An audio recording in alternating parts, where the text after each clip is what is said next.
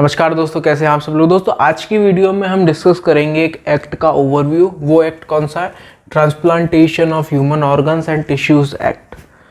नाम से आपको थोड़ा बहुत पता चल गया होगा कि किस बारे में हम डिस्कस करेंगे। ट्रांसप्लांटेशन के बारे में ये पूरा एक्ट रहेगा कि transplantation of human organs and tissues कैसे कैसे हो सकता है, कैसे कैसे नहीं हो सकता है, और कब कर सकते हैं, कब नहीं कर सकते हैं, कौन कर सकता है, कौन नहीं कर सकता है। ये रहेगा पूरा एक्ट का, हम ओवरव्यू देखेंगे। तो एक्ट शुरू करने से पहले कुछ चीज़ें जो हमको जाननी ज़रूरी है कि क्या होता है। तो डोनर ऐसा नहीं, डोनर एक वो आदमी है जो कि सबसे पहले तो 18 साल के ऊपर का होना चाहिए वो आदमी, या 18 साल का होना ही चाहिए कम से कम, और वो ऑथराइज करता है कि हाँ ये जो मेरा ऑर्गन है वो दे दो। मतलब अपना ऑर्गन निकलवाने के लिए, removal of any organ of his body, तो उसको हम डोनर बोलेंगे। ठीक है। अब जरूरी नहीं है कि जो रिमूवल होगा ऑर्गन का वो उसके मरने के बाद हो या पहले हो, कभी भी हो उसको डोनर बोलेंगे हम। ठीक है। मरने के पहले भी हो सकता है, मरने के बाद भी हो सकता है, लेकिन होगा वो डोनर ही। लेकिन ज़रूरी है कि जो पर्पस है वो थेरापेटिक पर्पस ही होना चाहिए। थेरापेटिक पर्पस का क्या मतलब? Treatment of any disease. समझ रहे हो? अगर वो खुद का निकलवा रहा है तो किसी ट्रीटमेंट के लिए, दूसरे के लिए निकलवा रहा है तो उसके ट्रीटमेंट के लिए, treatment of any disease therapeutic purpose के लिए ही होना चाहिए। ठीक है। एक और वर्ड जो यूज़ होगा हमारे उसमें वो हुआ नियर रिलेटिव। इस एक्ट में जो बहुत ज़्यादा यूज़ होने वाला वो है नियर रिलेटिव। नियर रिलेटिव इस एक्ट में क्या मतलब होता है नियर रिलेटिव का?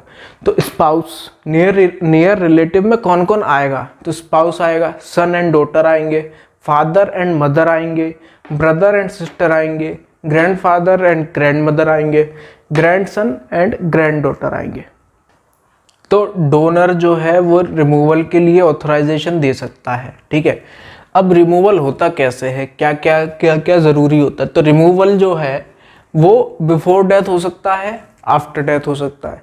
बिफोर डेथ कोई भी आदमी, जैसे कि मान लो मैं हूँ, अब मेरा कोई सा ऑर्गन निकालना है, तो बिफोर डेथ अगर मैंने या तो ऑथराइजेशन दे दी हो तो कोई दिक्कत नहीं है। आफ्टर डेथ तो भी मैंने, मरने से पहले मैंने ऑथराइजेशन दे दी हो कि हाँ मेरे मरने के बाद मेरा ये जो सामान है ये इधर उधर आप ट्रांसप्लांट कर देना, आप अपने काम में ले लेना, जो भी आपको करना है वो आप कर लेना। ठीक है। और अगर मैंने ऑथराइजेशन नहीं दी हो मान लो, तो जो मेरी बॉडी का, जो मेरी डेड बॉडी का, जिसके पास लीगल पोजेशन है, मेरी डेड बॉडी का जिसके पास भी लीगल पोजेशन होगा वो ऑथराइजेशन दे देगा। अनलेस जो नियर रिलेटिव है उसको ऑब्जेक्शन हो तो वो नहीं देगा। ठीक है। ब्रेन स्टेम डेथ में मतलब कि आप अगर मोटा मोटा मान के चलो, दिमाग काम करना बंद कर देता है, उस वजह से डेथ हो जाती है। तो उस टाइम पर जो रिमूवल होगा, रिमूवल ऑब्वियसली हम बात कर रहे हैं किसका? ऑर्गन्स और टिश्यूज का। तो उस टाइम पर जो रिमूवल होगा उसके लिए आपको बोर्ड का सर्टिफिकेशन चाहिए रहेगा। बिना बोर्ड के सर्टिफिकेशन के आप रिमूवल नहीं कर सकते in the case of brain stem death. अब उस बोर्ड में आता कौन कौन है? तो एक रजिस्टर्ड मेडिकल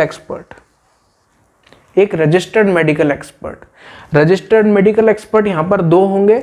एक तो हॉस्पिटल का जो इंचार्ज होगा वो रजिस्टर्ड मेडिकल प्रैक्टिशनर, और जो पेशेंट का इंचार्ज होगा, जो पेशेंट को देख रहा है वो वाला पेशेंट वाला डॉक्टर, और जो हॉस्पिटल का इंचार्ज है वो वाला, ये दो लोग उस बोर्ड में होंगे। एक और आदमी होगा इंडिपेंडेंट मेडिकल एक्सपर्ट,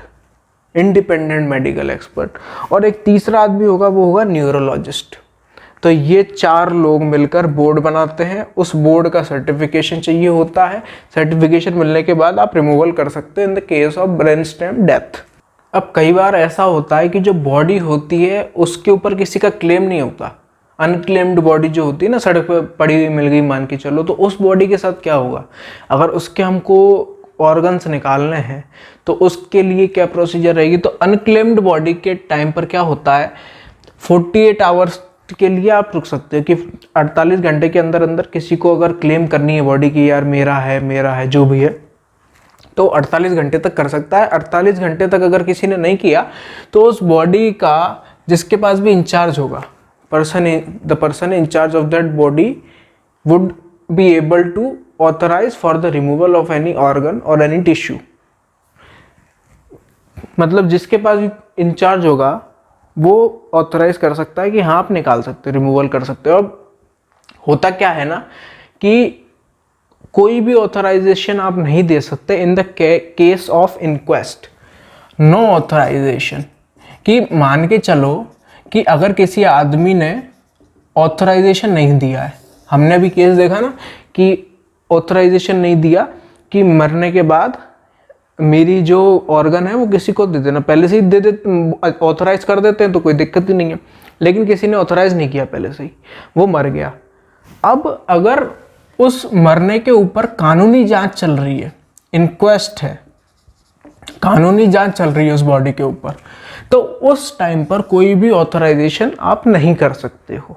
ऑथराइजेशन मानी नहीं जाएगी, कर दो भले ही, उसमें क्या है, लेकिन वो मानी नहीं जाएगी ऑथराइजेशन। ठीक है।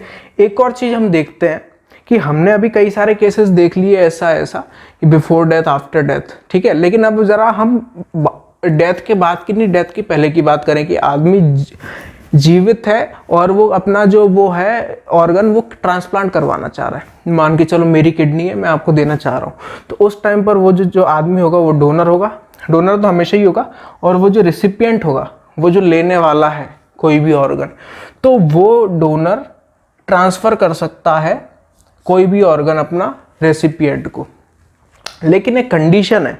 कंडीशन क्या है कि जो आदमी होने होंगे वो नियर रिलेटिव होंगे, एक दूसरे के नियर रिलेटिव होना चाहिए, ये कंडीशन है। और ये जो ट्रांसफ़र है वो ऑथराइजेशन कमिटी द्वारा ऑथराइज्ड होना चाहिए, इससे ऑथराइज्ड होना चाहिए। अब ये ऑथराइजेशन कमेटी क्या है? ऑथराइजेशन कमेटी सेंट्रल गवर्नमेंट भी बना सकती है, स्टेट गवर्नमेंट भी बना सकती है, और कौन मेंबर होंगे, क्या कॉन्स्टिट्यूशन होगा, उस टाइम पर वो प्रिस्क्राइब कर सकती है। तो ये है। अब हम जरा देखते हैं एप्रोप्रिएट अथॉरिटी, जो कि बहुत इंपॉर्टेंट है क्योंकि उसके फंक्शंस बहुत इंपॉर्टेंट है। एप्रोप्रिएट अथॉरिटी से पहले एक और चीज़ बता देते हैं कि रिस्ट्रिक्शंस क्या हैं यहाँ पर, कि क्या चीज़ें आपको रोकती हैं, क्या कंपलसरी इसेंशियल चीज़ें हैं कि जो होनी चाहिए, उसके बिना हो ही नहीं सकता ट्रांसप्लांट या इधर से उधर रिमूवल। ओनली रजिस्टर्ड हॉस्पिटल, सिर्फ रजिस्टर्ड हॉस्पिटल होना चाहिए। रजिस्टर्ड प्लेस होनी चाहिए। Only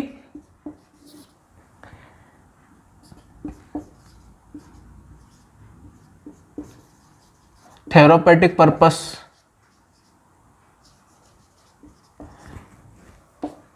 registered tissue bank.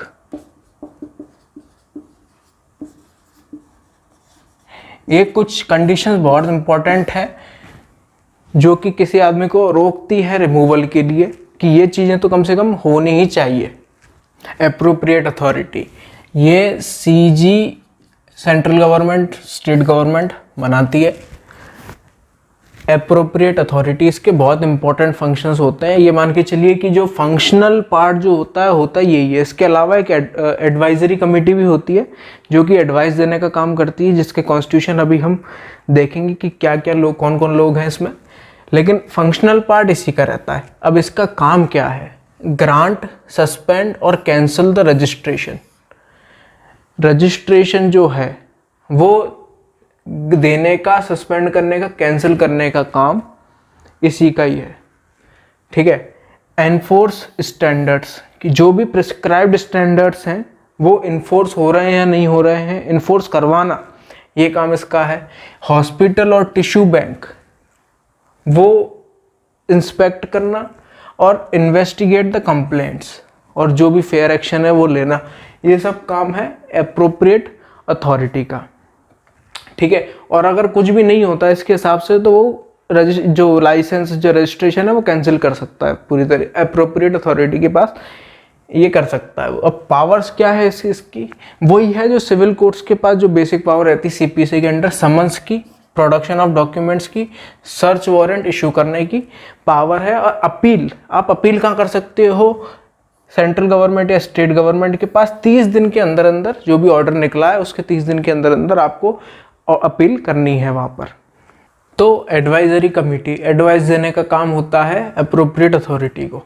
अब एडवाइस देने का काम होता है, सीधी सी बात है, जो मेंबर्स होंगे वो भी अच्छे दमदार होंगे मेंबर्स।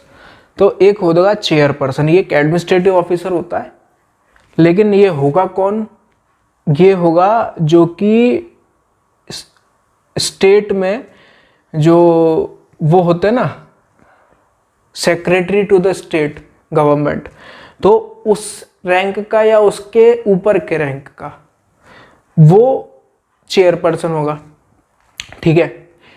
एक होगा ऑफिसर, ये ऑफिसर कौन होगा, ये जॉइंट डायरेक्टर होगा, जॉइंट डायरेक्टर की रैंक का, हेल्थ एंड फैमिली वेलफेयर में जॉइंट डायरेक्टर की रैंक का होगा, वो ऑफिसर होगा। एक होगा, दो होंगे मेडिकल एक्सपर्ट, एक होगा लीगल एक्सपर्ट, एक होगा एनजीओ से या किसी ऐसी ऑर्गेनाइजेशन से जो ये ट्रांसप्लांटेशन से रिलेटेड काम करती हो, एक होगा स्पेशलिस्ट इसी फील्ड में, ट्रांसप्लांटेशन की फील्ड में, और एक होगा सोशल वर्कर, सॉरी 2 होंगे सोशल वर्कर।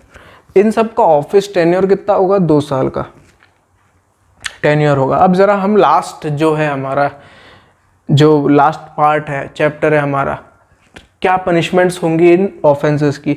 तो ट्रांसप्लांटेशन अगर कोई करता है तो उसकी जो पनिशमेंट होगी वो होगी 10 साल तक की, मैक्सिमम 10 साल, और फाइन होगा साथ में 20 लाख तक का फाइन हो सकता है। सिर्फ रिमूवल, मतलब यहाँ पे रिमूवल तो ट्रांसप्लांटेशन में भी करना पड़ेगा, लेकिन यहाँ पर पर्पस क्या था रिमूव करने का, ट्रांसप्लांटेशन। यहाँ पर ट्रांसप्लांटेशन पर्पस नहीं है, सिर्फ रिमूव कर दिया आपने किसी भी उसमें, तो उसमें जो पनिशमेंट है वो है मैक्सिमम 3 साल तक की और 5 लाख तक का fine. Commercial activity, commercial activity के लिए आप रिमूव कर रहे हो तो 5 साल से लेकर 10 साल तक की, मतलब मिनिमम 5 साल और मैक्सिमम 10 साल तक की सज़ा आपको होगी, और 20 लाख रुपए से लेकर कम से कम 20 लाख, ज़्यादा से ज़्यादा 1 करोड़ रुपए तक का फाइन आपके ऊपर लग सकता है। इलीगल डीलिंग अगर आपका पर्पस है तो 1 साल तक की सज़ा, 1 साल से 3 साल तक की सज़ा, 5 लाख से 25 लाख तक का फाइन। और कोई है आपका, अगर इसके अलावा कुछ और है पर्पस है आपका रिमूव करने का, तो 5 साल तक की सज़ा या फिर फाइन जो कि 20 लाख तक का हो सकता है, या फिर दोनों, ठीक है। तो दोस्तों ये था हमारा पूरा overview of the act of transplantation of human organs and tissues act. उम्मीद करता हूँ आपको समझ में आया होगा। हम फिर मिलेंगे किसी नई वीडियो के साथ, तब तक के लिए थैंक यू वेरी मच।